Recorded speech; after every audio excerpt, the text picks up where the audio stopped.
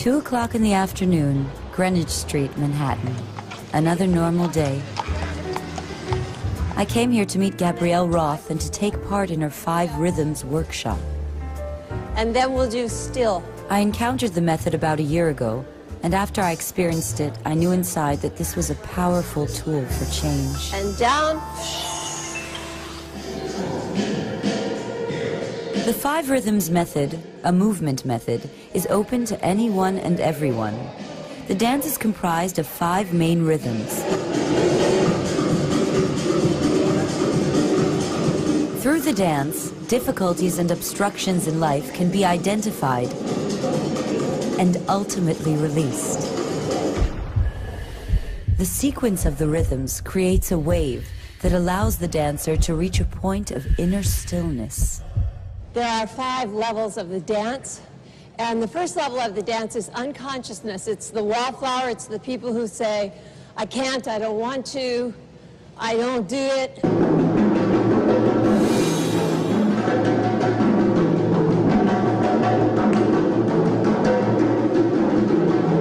The second level of the dance is to be totally self-conscious. Like, I'm dancing, watch.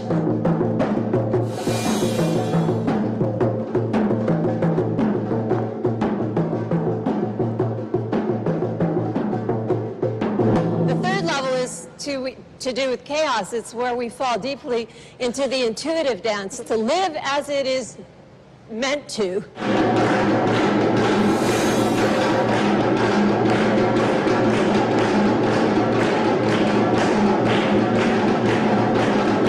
And then out of that we emerge into the 4th level of the dance.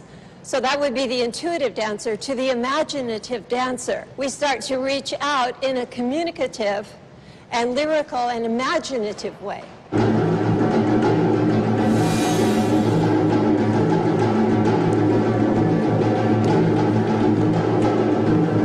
5th level of the dance would be to be swept away in the inspiration of it all, to be in the ecstatic, to be in the disappeared, and to be just the dance.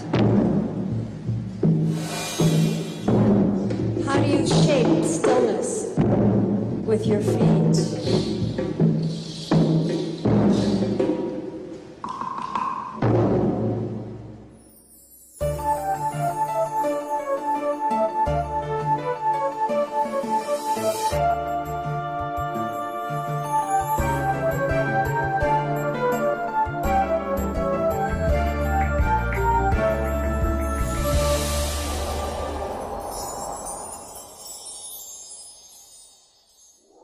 There's mental inertia, my favorite, which is a whole bunch of philosophies and attitudes and beliefs about yourself, about other people, about the world we live in, about groups of people. This all must go. And we have to consider the 5 rhythms as a vacuum.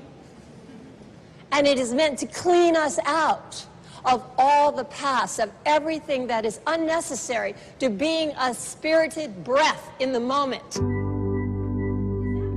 Gabrielle Roth is known by many as the urban shaman, a title she acquired due to the unique combination of ritual treatment work and the fact that for the past 20 years she has been living and working in New York. We begin every time we dance to let something go as we're cracking open the field.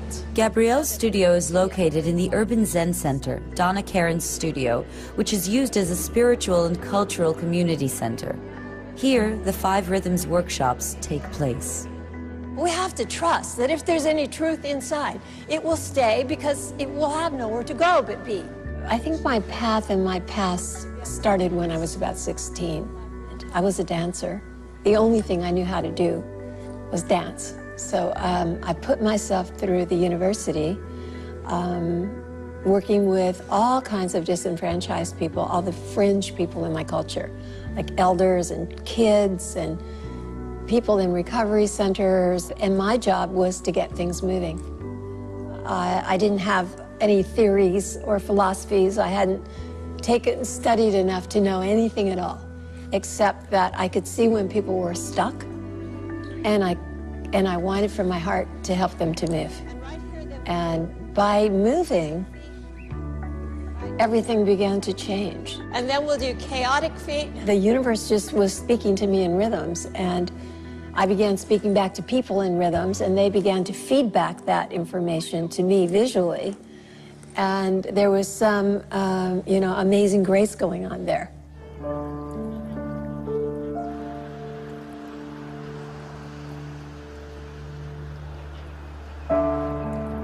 I had the good fortune of meeting Francesca when I was very young. We married when I was 20. We had a very happy life and waited about 9 years before we had our first son. And Giordano was a very easy birth. He was born by midwives, and everything was very simple. And we waited a few years, and then we had Juliana. And for Juliana, our experience was totally different. Julie was born with lots of different problems. Having Juliana was life-changing, and she spent a great deal of time with doctors in the hospital and us, kind of back and forth. And we had to keep finding things to make things peaceful again, because it was very uprooting and very difficult to process the constant hospitalizations and testing and things. So we started to investigate in the kind of arena of alternative health, and meditation was very strong. We began doing more yoga, becoming aware of how we could help ourselves so that we'd be there for her to help her. And eventually led us to the practice, to Gabrielle's work in the 5 Rhythms. So when Peter found the practice, Gabrielle's work, it was only natural, that it did so much for him, and he kept saying to us, we're going to love this work, and we really did fall in love with the work. And having the practice means that we can always go and fall into the movement, and the rhythms help us to process those emotions quickly and have them dissipate. 2 years ago, when I was 31 years old, I was diagnosed with breast cancer. I ended up having to get a double mastectomy, and I had to undergo chemotherapy. Going through cancer is extremely taxing, and when you're going through the diagnosis, through the treatment, you're focused very much on getting better. And there's very few avenues for you to have that emotional release, to really focus on yourself. And instead of me moving around and trying to keep my body active, I think I sort of gave into it and became sedentary, or used medication to manage the physical symptoms. And looking back now, I definitely wish that I had had an opportunity to try an alternative way of dealing with some of this physical discomfort. I really love to dance, so I wasn't able to do that much physical activity due to my physical condition and being limited to how much my body could endure. So when I would go to dance. I did a little bit of yoga here and there, but I didn't do anything too much. My body has developed its own intuition and its own means of communicating with me on a higher level. So the practice has led me to communicate deeper with myself and with my body, and has allowed me to listen, to really be in my body and to listen to when I need to listen to it the most. Every process in life fluctuates between 5 rhythms. The awareness of each one individually, and all of them in sequence, is a powerful tool in understanding the process of the human spirit. The 5 rhythms came to me, each one individually. Like first I found flowing. I could see that people quite often betrayed the flow of their own energy. And I understood that I betrayed the flow of my own energy. Flowing, the female rhythmic energy of Mother Earth. This rhythm connects us to our natural flow and the undiscovered potential embodied within us. As we practice the dance for a sustained period of time, we learn to operate from within our own movement center. Eventually I began to see that we didn't remember how to say yes or no fully. And and with dignity, and that, and I began to discover staccato, or a more focused form of movement.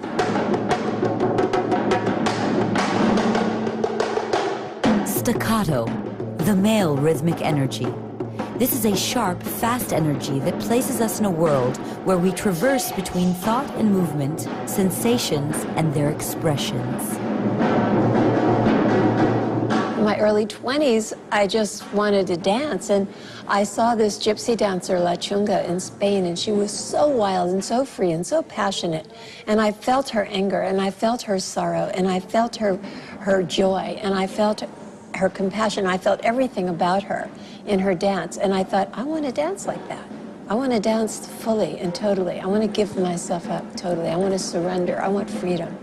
I want freedom from all this stuff I'm carrying. That brought me to chaos.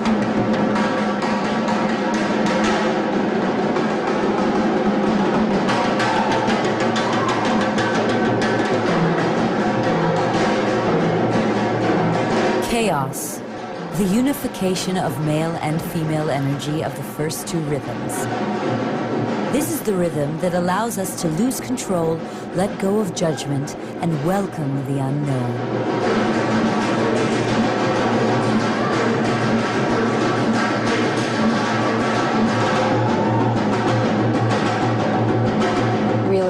Beat-driven, that came from inside out, that could never be choreographed, could never be repeated. That was a wild dance, but it had deep roots. It had light roots. It had roots that went back to zero. And those roots held me while I flew. And eventually, having done enough of that, I arrived in this exquisite, very trance-like space of lyrical, where I felt lightened up. In that dance, I could feel patterns coming through, like a language, like the language of my soul. That's right. Lyrical, nimble, gliding, a harmonious flow after touching the deepest and most painful places within. Lyrical is vast. Each one of these rhythms is like a vast world of energy. And from that space, I began to find this really deep stillness. Use the lyrical to leap into the stillness, to dive into it in some unpredictable way. This place where everything is inside out and upside down, where it's,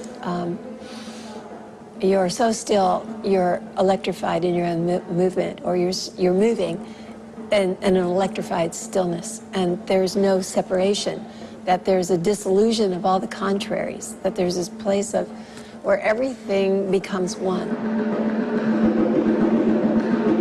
Move so you don't know what's going to happen. Surprise yourself and stick with the stop. Mark? Yes, good. Yes. Stillness, the rhythm of inner peace, leading to meditation in movement.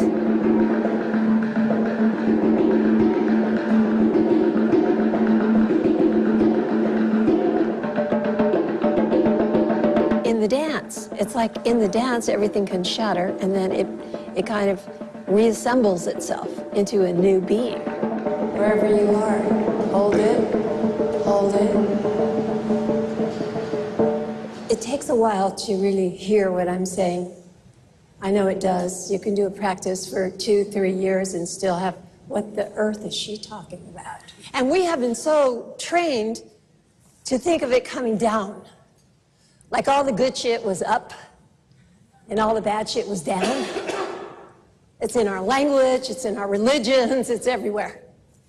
Well, reverse the philosophy usually and you will find some idea of truth, not necessarily true.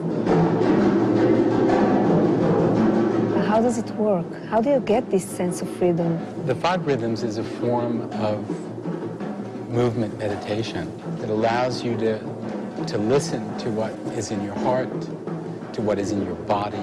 You focus on your feet in flow. You really get grounded. You're taking in information from everywhere. How is my skin? What is my body temperature? What's my pulse like? How am I breathing? All of these questions that your body is information is telling you. It's a way to process all of that. And then in staccato, you become aware of that information and what are you going to do with it? This is good for me. This is not good for me. Yes or no. Juliana's had 9 surgeries, 9 major surgeries. And her last one was the most intense. And yet she handled it with such grace, you know. And I can only attribute that to the practice. And she was still in recovery when the doctor came to her and said, "We need to cut you open and do major heart surgery." And Juliana took a breath and had the presence to say,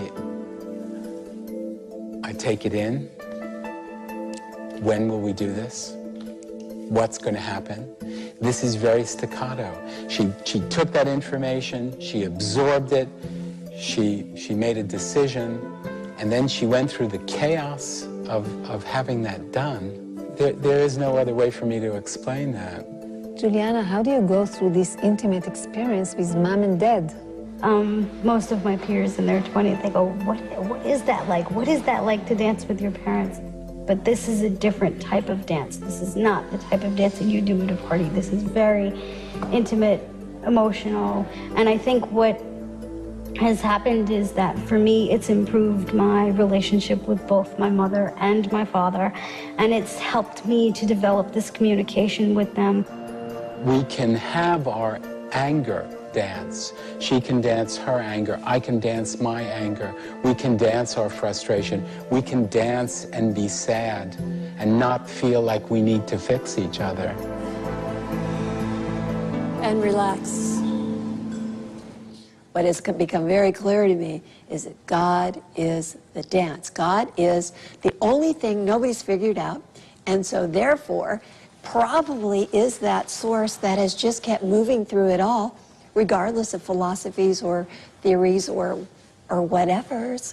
It just keeps fluidly flowing and evolving and changing. As soon as I started to really get people deeply into the dance and into their bodies, all of us began to feel all kinds of things that we had never felt, that we had decided we would never feel, that we, in fact, thought we didn't feel.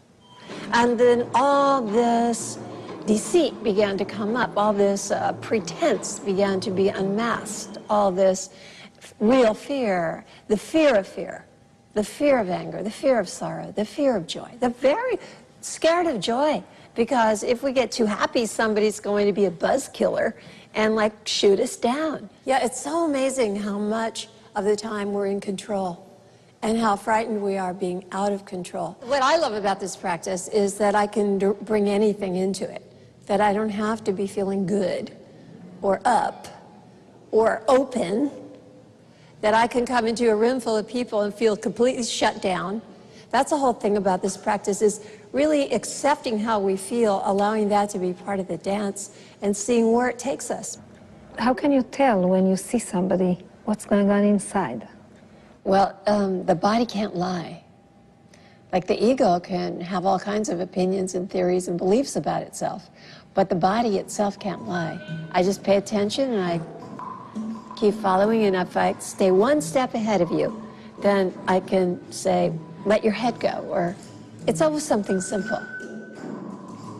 Inside of every person, there is a broken-hearted child. There's also a wild teenager and an incredibly wise elder. And I just call upon those 3 parts of us to move. And those are the parts that begin to create the healing for each of us.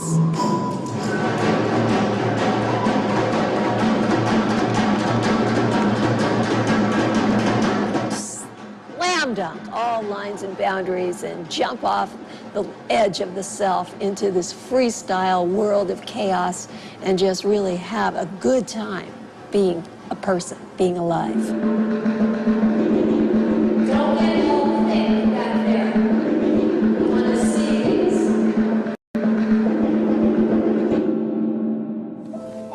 Usually you never start from this point, but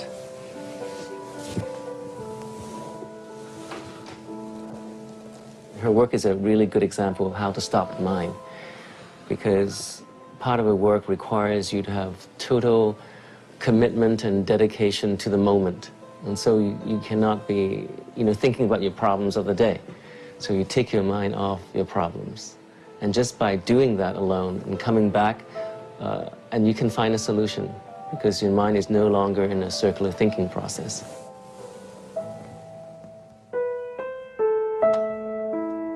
I am meeting Hans Lee in his apartment overlooking Central Park. His colorfulness is reflected in everything. Hans is an architect, an artist who lives and breathes art. He allows us a quick peek at an extraordinary harmony. These are all the drawings and investigations I did for Gabrielle to illustrate her book, what she calls icons. Doubt, I know it, let's go, the blind leading the blind. My first degree is in psychology, and I have a very basic interest in the human psyche. When I came to America, I heard the word psychology for the first time. It was never mentioned, me growing up in Hong Kong for 17 years. It was just not part of the culture and part of the education. And so I feel myself being a stranger and being very much alone. And when I feel alone, I tend to hide. I tend to dance in the corner by myself. And I think, one of the greatest mistake that I have made in the beginning of this work is really about me. I was always thinking about how I feel in that moment, what I need and what I need to do. But then again, I realized there are so many people around me, they also have their needs. And the group itself has a need.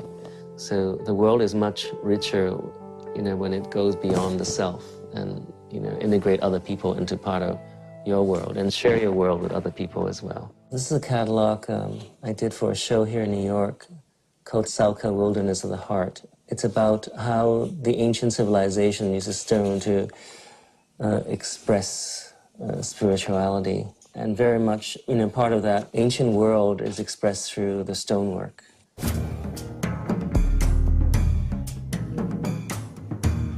I really learn a lot from difficult times. Those are difficult times in which you can kind of confront adversity, just stay on the practice. Humankind have that ability to survive, and it's really bringing out that basic survival instinct that you keep on doing that practice, because knowing that it will take you out of that hole that you're in now. Miracle feed. The rhythms are very deep teachers. When you look at a place, you see a rhythm. If you go to Hawaii, you see stillness, or you see lyrical. If you go to New York City, you see chaos. So every place has a rhythm, and I always feel like if I connect to that rhythm, if I listen to that rhythm, if I move with that rhythm, then I have made my relationship to place. And then you start to move through all the people in that place and meet the people in that place. And they're going to be a variety of rhythms, but they're also being held by this undercurrent of some kind of rhythm, and rhythm is our mother tongue.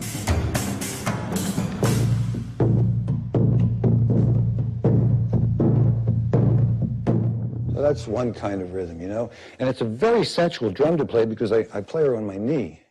And the vibration of this drum, when I'm playing it, goes all the way through me.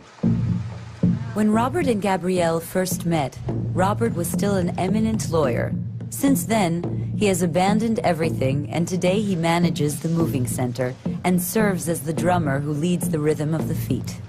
It's funny, one time Sangha says to me, "Do you see that beautiful woman in the room dancing?" I said, "No, what did her feet look like?"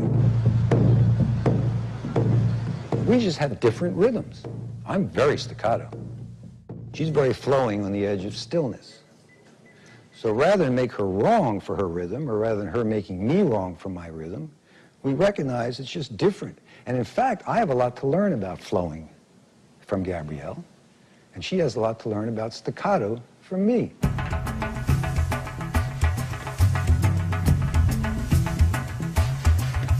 our body has been a source of pain, a source of stress, a source of disease. So this is an opportunity for us to have our body be a source of pleasure, to be comfortable with our body, to really kind of rediscover our body. And for many of us, we had to rediscover a new body. And sometimes, in a very quiet moment, you sense that there is actually more than what meets the eye.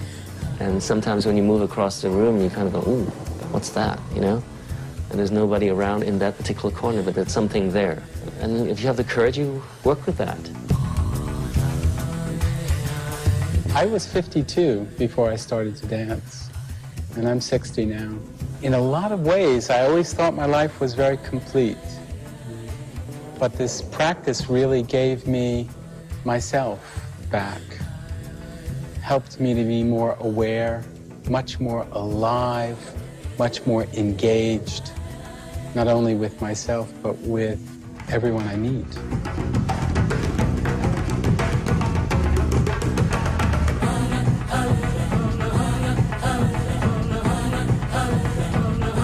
Dance is an art form. So one has to drop all feelings and thoughts that one has about dancing and move to movement. Movement is a life form. And to begin to move from wherever you actually are. Let's say you have very low energy, so you move low energy. Let's say you feel aggressive, so you move aggressive. It's like to give permission to dance however you're actually feeling. If you feel like moving on the floor, you move on the floor. Anybody is capable of connecting with that teenage part of themselves, putting the music on quite loud and just letting go. Oh, everybody has the same opportunity to let go. Because movement is the key to life. It's the key to breath. And the faster and deeper you move, the faster and the deeper you'll breathe.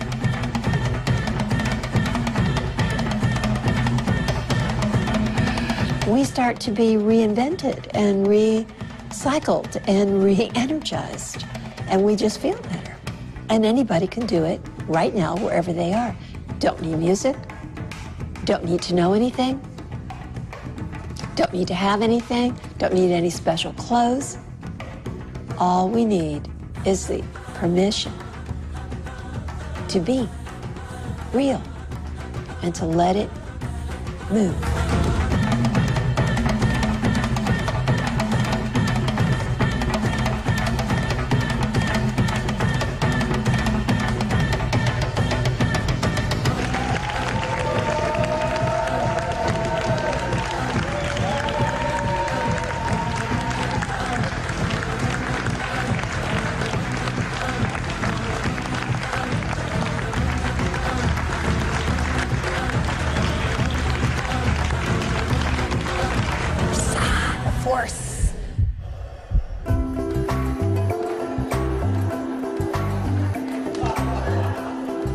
I leave here with a deeper understanding of how all that is in me is a heartbeat of energy, which unites me with everything beating around me. Thank you. The people, the city, and the winds. Simply dance.